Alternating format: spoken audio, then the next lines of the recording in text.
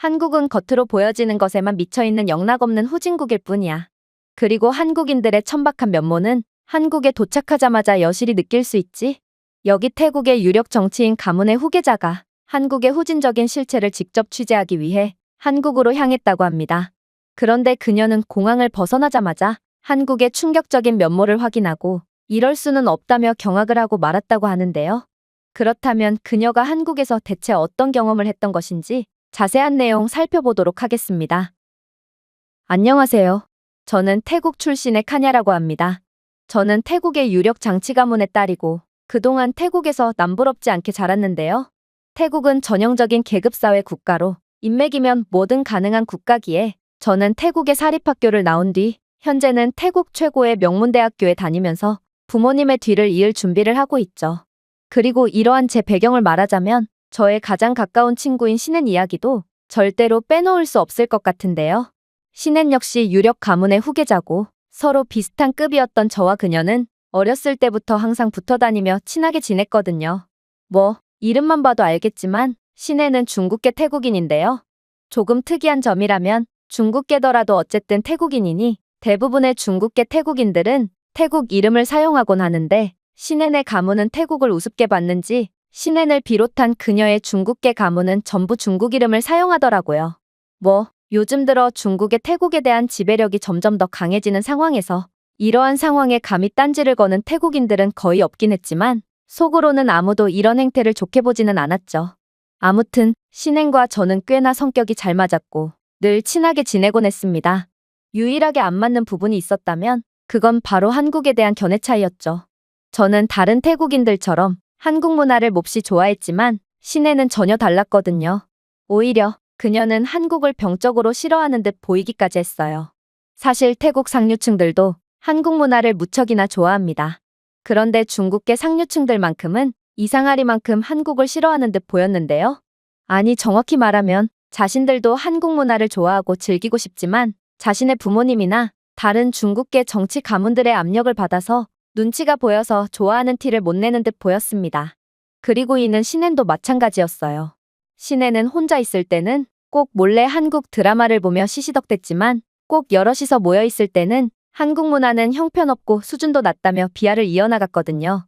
저는 그 누구보다 한국 문화를 동경하고 좋아하지만 열등감 때문에 겉으로는 표현을 못하는 중국계 친구들을 보고 약간의 한심한 감정이 들기도 했습니다. 아무리 그들이 중국계라지만 아무튼 태국인이고 한국에 열등감을 가질 이유가 하나도 없었거든요. 그러나 중국계 태국인들은 자신들이 진짜 중국인이라고 생각하는 건지 한국에 대한 열등감으로 똘똘 뭉쳐있는 다른 중국인들처럼 꼭 한국을 못 잡아먹어서 안달이더라고요. 특히나 신엔은 사립학교에서나 대학교에서나 늘 한국 문화를 좋아하는 친구 무리에서 쓸데없는 말을 하며 분위기를 깨곤 했는데요. 그녀는 한국 드라마에 대한 열띤 토론을 벌이는 저희에게 다가오더니 한국이라는 나라 자체가 근본이 없는 국가고 근본이 없으니 만들어내는 콘텐츠의 수준도 저질이고 근본이 없다며 비하를 이어나가곤 했거든요.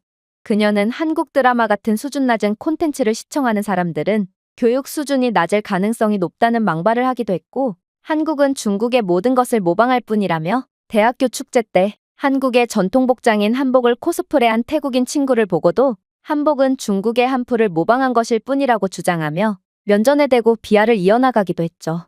당연히 한국에 대한 호의적인 감정을 가지고 있던 대부분의 태국 학생들은 신엔을 분위기 파악 못하는 트러블 메이커 취급을 했고 결국 신엔은 저 말고는 친구가 전혀 없어지는 상황에까지 이르렀어요.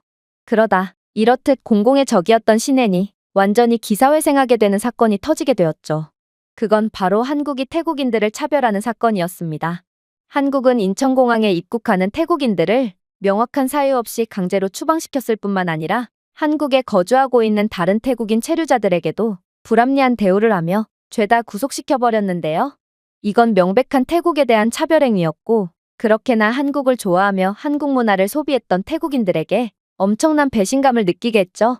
문제는 금방 해결될 거라고 생각했던 양국의 갈등 상황은 시간이 갈수록 더욱 악화되기만 했다는 것입니다.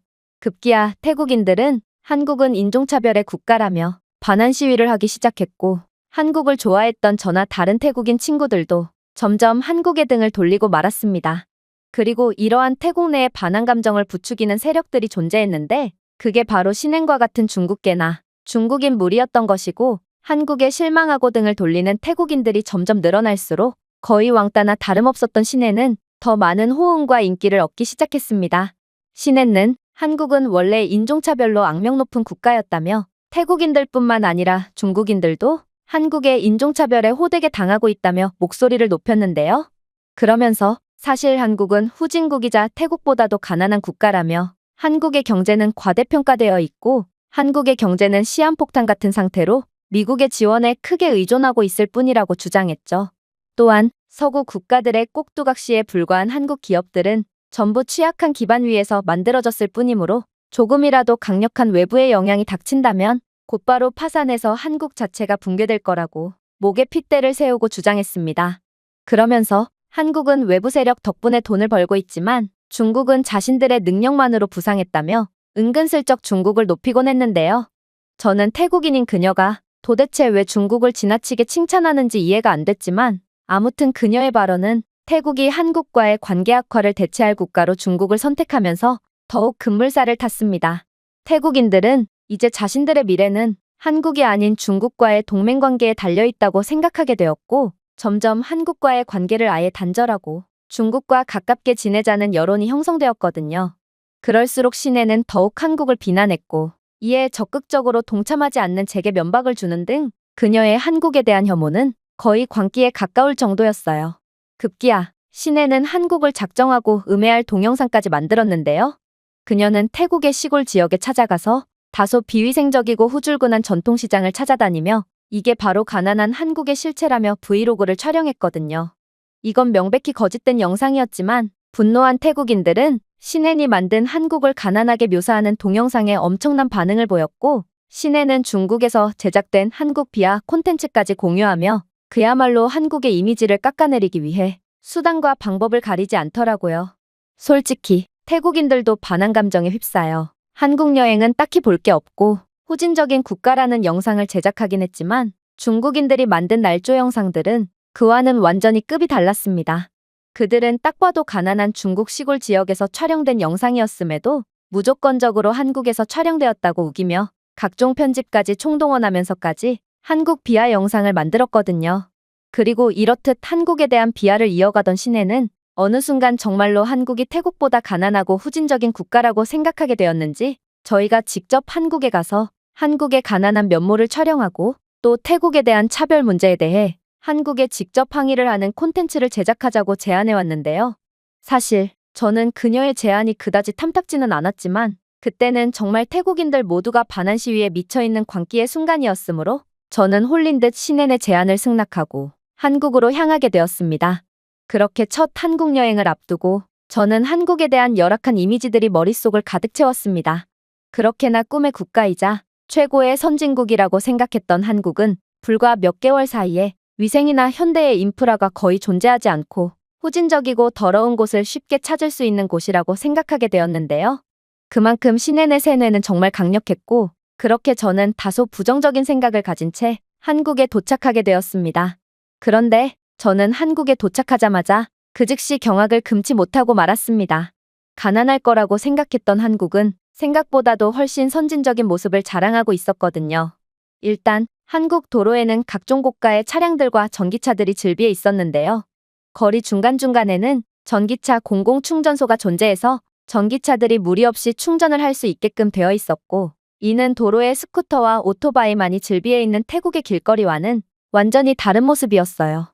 태국은 고가의 차량은 물론 전기차 인프라 자체가 구비되어 있지 않아서 전기차가 사실상 무용지물인 상황인데요. 그러나 한국은 경제력과 인프라 수준이 태국과는 비교도 안 될 정도로 우수했고 저는 이때부터 그동안 신해에게 속아왔구나를 어느 정도 눈치채게 되었습니다. 이 정도 수준의 나라가 서구권 국가들의 지원에 의존하고 있는 건 말이 안 됐고 오히려 한국은 서방 국가들보다 훨씬 더 잘 사는 것처럼 보였거든요. 그런데 정말 놀라운 점은 따로 있었습니다. 한국의 인프라에는 이들의 뛰어난 기술력을 짐작해 볼 수 있는 여러 모습들을 찾아볼 수 있었기 때문인데요. 예를 들면 한국의 공공쓰레기통에는 시 공무원들에게 비워야 할 때를 알려주는 스마트 센서가 장착되어 있더라고요. 이렇듯 일상생활에 기술이 통합되어 있는 장면을 보는 것은 예상치도 못했고, 한국은 단순한 선진국이 아니라 스마트시티 인프라의 선도주자인 세계적인 기술 강국이 분명하다는 생각이 들기도 했습니다. 태국에서는 길거리에서 쓰레기를 버리는 게 너무도 당연하게 여겨지고, 길거리에 버려진 쓰레기가 많아지면 그 자리에서 태우는 방식으로 처리를 하곤 하지만, 한국은 뛰어난 기술과 시민의식으로 도시 청결을 유지하고 있었어요. 그리고 신앤의 표정을 보니 신앤은 저와는 완전히 다른 기분을 느끼고 있는 것처럼 보였는데요. 그녀는 한국의 뛰어난 기술력과 경제력에 감탄하고 있는 것이 아닌 길거리를 돌아다니는 한국인들의 세련된 얼굴과 큰 키, 그리고 하얀 피부를 보고 엄청난 열등감을 느끼는 것처럼 보였거든요. 사실 신앤은 아닌 척을 하지만 자신의 외모에 대한 엄청난 열등감을 느끼고 있었는데요.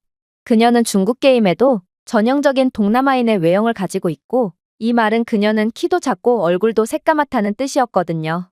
태국인들은 하얀 얼굴을 숭배하기 때문에 신앤도 자신의 피부를 하얗게 만들기 위해 엄청난 돈을 쓰곤 했는데요. 하지만 태국은 피부시술 기술이 그다지 발전된 국가가 아니었고, 그녀는 막대한 비용과 노력을 투자했음에도 절대로 하얗게 되지 않았죠. 그래서 그녀는 한국인에 대한 더욱 심한 열등감을 느끼는 것 같았습니다. 한국인처럼 하얗고 예쁘고 길쭉해지고 싶은데 아무리 노력해도 그렇게 될 수 없었기 때문이죠. 이러한 한국에 대한 열등감은 그녀의 평소 발언에서도 잘 드러났습니다. 그녀는 늘 한국인들이 외모에만 지나치게 신경을 쓴다며 한국인들을 속물적인 사람들이라고 비난했고, 한국인들의 얼굴이 세련되어 보이는 것도 전부 한국인들은 미성년자일 때부터 성형수술을 하기 때문이라고 주장했는데요. 한국은 서양을 숭배하는 국가로 서양인들의 얼굴을 갖기 위해 중학생 때부터 성형수술을 받으니 개성이 없고 전부 똑같은 얼굴이라며 손가락질했죠. 이건 자신의 동남아 얼굴을 개선해보고자 피부에 수천만 원을 들이고 키높이 신발을 신지 않으면 외출 자체를 안 하는 그녀가 할 말은 아닌 것 같았지만, 아무튼 신앤은 한국을 비난하면서도 그 누구보다도 한국인들의 외적인 특징을 담고 싶어 하더라고요. 그런데 직접 본 한국인들은 딱히 성형수술을 한 것 같지도 않았고, 대부분의 한국인들이 밝은 피부톤과 큰 키를 자랑하고 있으니 신앤은 한국에서 원숭이쯤이 된 것 같은 기분에 엄청난 열등감을 느끼고만 모양이었죠. 그녀가 아무리 노력해도 가질 수 없는 것들을 한국인들은 당연하다는 듯이 가지고 있으니까 말입니다. 그렇게 저희는 각자 다른 감정을 가진 채 경복궁으로 향했습니다. 사실 경복궁에 가는 데에는 명확한 목적이 있었습니다. 신앤은 경복궁은 중국의 자금성을 따라 지은 모방품일 뿐이라며 한국의 근본 없는 면모를 만천하에 공개함으로써 한국은 중국의 속국이라는 것을 세계에 알리겠다고 주장했기 때문인데요. 신앤은 한국인들의 외모를 보고 엄청난 분노에 휩싸였는지 경복궁 따위의 모조품이 한국의 전통 궁궐인 것만 봐도 한국이라는 나라는 근본 자체가 없는 후진국이자 중국의 속국이라며 목소리를 높이더라고요. 그런데 그렇게 시끄럽게 떠들던 신앤은 경복궁 입구에 도착하자마자 그 즉시 조용해지고 말았습니다.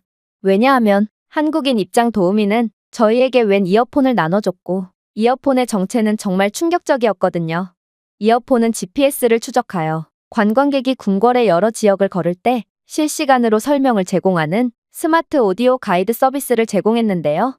이 장치는 사용자가 역사적으로 중요한 위치에 접근하면 사용자의 언어에 맞게 자동으로 번역된 오디오 가이드가 재생되기 시작하고, 따라서 수동으로 검색할 필요 없이 관련 정보를 받을 수 있게 설계되어 있더라고요. 심지어 이어폰의 건축, 역사, 문화적 의미에 대한 질문을 건네면 이어폰은 AI 시스템을 통해 자동으로 질문을 이해하고 답변까지 제공했는데요. 그래서 저희는 별도의 가이드 없이도 완벽하게 경복궁을 관람할 수 있었고, 더 놀라웠던 건 이 모든 것은 한국의 자체 기술력으로 개발한 AI 시스템이라고 했기에 신앤은 한국의 놀라운 최첨단 기술력에 할 말을 잃은 듯 보였습니다. 물론 경복궁은 모조품이라기엔 너무나도 아름다웠죠. 일단 경복궁의 아름다움은 궁전 앞에 자랑스럽게 서 있는 웅장한 입구인 광화문에서 시작되었는데요. 문 위에는 2층 누각지붕이 얹혀 있고 곡선처마로 세심하게 설계되었으며, 목재 구조물을 보호하고 아름답게 만드는 데 사용되는 전통적인 다색 페인트로 생동감 넘치게 장식되어 있었습니다. 또한 붉은 기둥과 정교하게 다듬어진 목공예로 우뚝 선 광화문은 그너머 궁전의 웅장함을 보여주었는데요. 이에 더해 광화문 앞에서 열리는 근위식은 한국 과거의 장엄함을 연상시키는 의례적인 우아함을 더하고 있었죠. 하지만 경복궁에 가장 인상 깊었던 부분은 따로 있었습니다. 그건 바로 경복궁은 주변 자연환경과 조화롭게 어우러진다는 점이었는데요. 이 궁궐은 배산임수 원칙에 따라 지어졌으며 뒤쪽에는 산이 있고 앞쪽에는 수원이 존재했습니다. 이러한 자연과의 균형은 경복궁의 고요하고 장엄한 분위기를 강화하고 있었죠.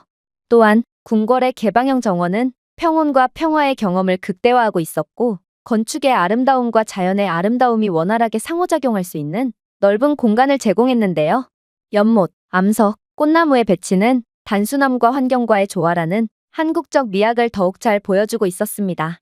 신엔 역시도 경복궁에 상상치도 못했던 아름다움의 할 말을 잃었는지 다시는 경복궁이 짝퉁이라느니 하는 말을 하지 못했는데요.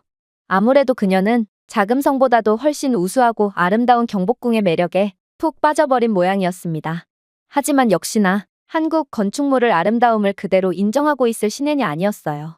그녀는 도저히 인정할 수 없다는 듯 고개를 마구 흔들더니 그대로 한국인 안내원에게 달려가 경복궁은 중국의 자금성을 따라한 아류작 아니냐며 거의 따지듯 물어봤거든요. 그러자 한국인 안내원은 무슨 뚱딴지 같은 소리를 하냐는 표정을 짓더니 이내 유창한 영어를 구사하며 충격적인 이야기를 해오는 거 아니겠어요?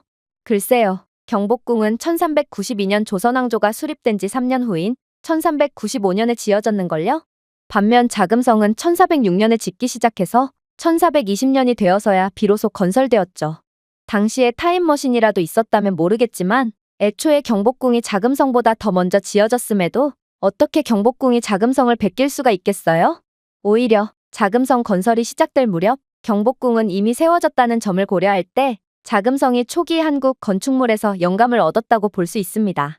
그리고 당신의 말을 빌리자면 오히려 자금성이 한국의 경복궁을 베낀 모조품이라고 할 수 있는 것이죠. 그리고 여기엔 결정적인 증거들이 존재합니다. 명나라의 왕 영락제는 외국 문화, 특히 당시 정교하고 문화적으로 진보된 한국 문화에 대해 큰 관심을 보였는데요. 실제로 한국의 학자와 관리들은 명나라 궁정에서 높은 존경을 받았으며 한국 학자들의 문화적 관행은 종종 명나라의 존경과 모방을 받곤 했죠.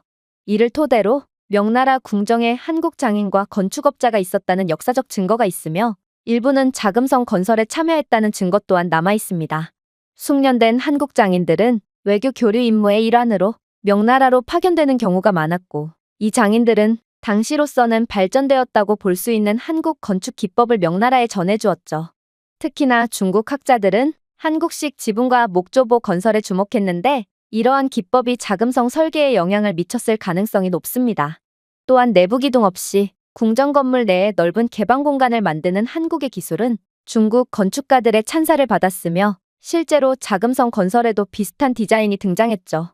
분명 명나라인들은 자금성이라는 멋진 궁궐을 갖는데 혁혁한 공을 세운 한국인들에게 감사를 표하곤 했지만 지금의 중국인들은 오히려 한국이 중국을 베꼈다며 허위적인 사실을 유포하곤 하던데 이런 모습을 볼 때면 정말 답답해지곤 하네요. 한국인 가이드의 말에 신에는 엄청난 부끄러움을 느꼈는지 얼굴이 새빨개진 채 고개를 푹 숙일 뿐이었는데요. 경복궁이 자금성보다 먼저 지어졌다는 건 오히려 중국이 한국을 베꼈다는 너무나도 명확한 증거였고 그녀는 결국 본전도 못 건진 채 입을 다물어야 했거든요. 그렇게 그녀의 한국 비하 계획은 완전히 물거품이 되어가는 듯 보였습니다. 가난하고 후진적이고 중국의 것을 베끼기만 하는 형편없는 한국의 모습을 취재하러 온 그녀였지만 한국은 모든 면에서 압도적인 모습만을 보일 뿐이었고 이 정도 수준이라면 한국의 가장 낙후된 지역마저 태국의 가장 부유한 지역보다도 우수할 것 같았거든요. 그런데 그렇게 경복궁 관람을 마무리한 후 숙소로 돌아오던 와중 저희는 충격적인 경험을 하게 되었습니다. 왜냐하면 웬 남성 2명이 태국어를 구사하며 다급하게 살려달라고 외치고 있었기 때문인데요. 현재 한국과 태국의 관계 악화를 고려한다면 이곳에서 태국어가 들릴 리가 없었기에 저희는 도대체 무슨 일이 일어난 건가 싶어 황급히 목소리가 들리는 곳으로 뛰어가 봤습니다. 그리고 그렇게 뛰어가 본 곳에서 웬 골목길에서 태국인 남성 2명이 한국 경찰에게 붙잡힌 채로 강제로 연행되고 있는 거 아니겠어요? 저는 순간적으로 태국인들이 한국에서 받고 있는 각종 불합리하고 차별적인 대우가 떠올랐고 엄청난 분노에 휩싸이고 맙니다. 그리고 시내는 마침 잘 걸렸다라는 말을 작게 읊조리더니 그 즉시 챙겨온 카메라를 켜고 한국 경찰에게 맹렬하게 따지고 들기 시작했죠. 이봐요. 이 사람들이 무슨 죄가 있다고 그렇게 폭력적으로 연행해 가는 건가요? 지금 이들이 태국인이라는 이유만으로 차별적인 행위를 하시는 건가요? 이건 명백한 국제법 위반인 거 몰라요? 한국은 죄 없는 태국인들에게 덤터기를 씌워서 추방하고 있고, 이러한 한국의 차별행위는 중국인들에게까지 이어지며 한국에 체류하는 죄 없는 중국인들에게 조작된 자료까지 들이밀며 구금하고 있잖아요. 지금부터 저는 이 모든 장면을 촬영하여 국제 언론에 제보할 거고, 이제 전 세계인들이 한국인들의 차별적인 면모를 인지하게 될 거예요. 그러자 한국인 경찰관은 도저히 못 들어주겠다는데 표정을 찡그리더니 이내 생각지도 못한 말을 해오기 시작하더군요. 이봐요. 지금 이 사람들이 한국에서 무슨 짓을 했는지 알고 그런 말을 하는 거예요? 이들은 한국에 불법으로 체류하며 약물을 유통한 극악무도한 범죄자들이라고요. 심지어 이들은 한국의 미성년자들에게까지 약물을 판매한 악질 범죄자죠. 그런데 지금 당신은 이런 범죄자들을 옹호하고 있군요. 그리고 한국이 태국인들을 이유 없이 차별한다는 것도 말이 안 되는 이야기입니다. 한국에 입국하는 태국인들 중 78% 이상이 그대로 한국에서 불법으로 체류하고, 심지어 불법으로 체류하는 태국인들 중 상당수가 이러한 약물 관련 범죄나 업소나 사기 등의 질 낮은 범죄에 관여되고 있다는 사실은 알고 있는 건가요? 그런데 태국인들은 자국에서 오는 범죄자들을 막을 생각은 안 하면서 매번 한국을 탓하며 피해자 코스프레나 하기 바쁩니다. 그리고 이건 중국도 마찬가지로 한국은 중국 출신의 불법 체류자와 범죄자를 잡는데 엄청난 비용과 노동력을 투입하고 있죠. 물론 중국도 마찬가지로 잘못을 인정하지 않고 피해자 코스프레를 하며 한국을 맹목적으로 비난만 하고 있지만 말입니다. 그런데 당신은 태국인처럼 보이는데 어째서 중국을 옹호한단 말인가요? 이건 정말 충격적인 주장이었습니다. 저는 이렇게나 많은 수의 태국인들이 한국에 불법으로 체류하고 있는 줄도 몰랐고, 태국인들이 한국에서 범죄를 저지르고 있다는 사실도 전혀 몰랐거든요. 저는 이러한 태국의 잘못은 쏙 빼놓은 채 그저 한국을 비난하는 선동만을 이어나가기만 했던 신앤을 째려봤지만 그녀의 관심사는 완전히 다른 곳에 있는 듯 했습니다. 아무래도 신앤은 태국인이라는 말에 발끈한 모양이었죠. 그래서 그녀는 괜한 억지를 부리기 시작했습니다. 이봐요. 제가 태국인이라는 것을 어떻게 그렇게 단정지을 수 있나요? 제가 태국인이 아닐 수도 있잖아요. 사람을 겉모습만 보고 판단하는 건 수준 낮은 행동이라고요. 그리고 당신이 잡은 사람들이 약물 범죄자라는 증거 있나요? 당신은 말도 안 통하는 사람들을 붙잡고 억지를 부리고 있을 뿐이에요. 그러자 한국 경찰은 어이가 없다는 듯 피웃더니 이내 골목길에 달린 CCTV를 가리켰어요. 그러고는 경악을 금치 못할 이야기를 하기 시작했죠. 걱정 마세요. 한국의 CCTV에는 AI 분석 기능이 있고 이미 이들이 극악무도한 범죄자인 것을 진작에 식별하고 저희에게 알림을 보내줬거든요. 그리고 당신이 태국인인 것을 어떻게 알았냐고요? 한국이 자체 개발한 CCTV의 AI 안면인식 기능은 범죄를 일으킬 가능성이 높은 사람을 자동으로 파악하고 경찰에게 자동으로 알림을 보내주거든요. 지금 저 CCTV가 당신의 키와 얼굴, 그리고 얼굴색과 옷차림 등 여러 가지 특징을 분석했고 태국인일 가능성이 높다는 분석 결과를 보내주었는데요. 현재 한국에서 범죄를 저지르는 국적 중 대다수를 차지하는 게 태국과 중국 국적이므로 CCTV는 태국인과 중국인을 포착할 때마다 경보 알림을 보내주고 있죠. 물론 당신이 태국인이 아닐 가능성도 배제할 수 없습니다. 그리고 모든 태국인이 범죄자라는 뜻도 아니죠. 그러나 최첨단 AI는 당신을 태국인으로 분석했고 또 범죄 통계 결과 태국인은 한국에서 범죄를 일으킬 확률이 높으니 주의 깊게 관찰해야 한다는 분석을 제공한 것입니다. 너무 억울해하지는 마세요. AI는 감정이 없고 그저 빅데이터만으로 움직일 뿐이거든요. AI가 태국인과 중국인에게 반응하지 않게 하려면 양국의 국민들이 한국에서 범죄를 저지르지 않으면 됩니다. 그의 말에 신앤은 눈알을 잔뜩 부라리며 씩씩댔습니다. 아무래도 그녀에겐 태국인들과 중국인들이 한국에서 범죄를 저지르는 것 따위는 안중에도 없어 보였고 그저 AI조차 그녀를 완벽한 태국인으로 인식했다는 점에 자존심이 상한 모양이었는데요.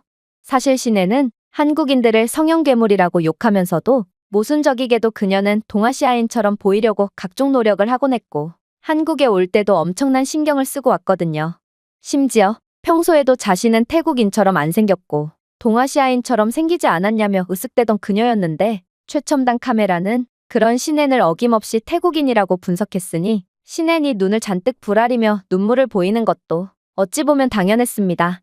하지만 그녀는 태국 국적이 맞았고 따지고 보면 카메라가 잘 분석한 거였기 때문에 따지지도 못했죠. 그야말로 한국은 압도적인 기술력을 통해 태국의 머리 꼭대기에 서 있었고 태국인인 저희가 아무리 머리를 굴린다고 해도 경제력과 기술력 그리고 모든 면에서 압도 우위에 있는 한국에는 도저히 당해낼 수가 없던 것입니다. 아무튼 그렇게 저희는 한국 경찰과의 논쟁에서 본전도 못 건진 채 패잔병처럼 호텔로 돌아가야 했어요. 한국은 태국인과 중국인을 차별한다더니 오히려 태국인들과 중국인들은 한국에서 범죄의 온상일 뿐이었고 감정이 없는 AI마저 태국인들과 중국인들을 잠재적 범죄자 취급을 하고 있다니 도대체 이들이 얼마나 범죄를 저지르고 다녔으면 이렇게까지 되었을까 싶어 엄청난 부끄러움을 느껴야 했습니다. 그렇게 신행과의 후진국 한국 취재는 대실패로 끝나고 말았습니다. 오히려 한국은 생각보다도 훨씬 선진국이었고 중국과 태국은 한국에 민폐를 끼치는 암적인 존재라는 것만 알게 되었을 뿐이었죠.